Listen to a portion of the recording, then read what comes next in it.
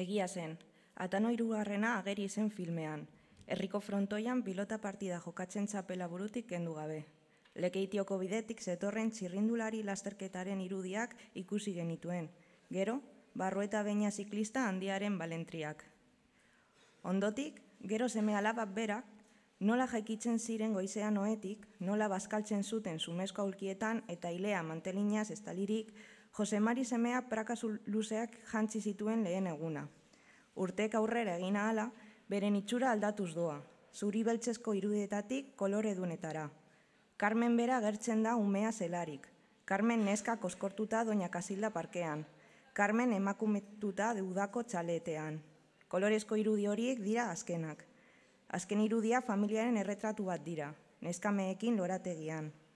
Lehen planoan Ricardo eta Rosario senar emazteak. Zahartuta. Gauza bat gertatu zitzaidan deigarri, senar emazteen arteko keinu bat.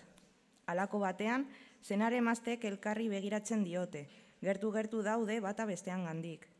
Une batean ematen du musua emango diotela elkarri. Baina Rosariok sudurrean kolpetxo bat emango dio Ricardori atxamar puntarekin. Senarrak irribarre egingo dio.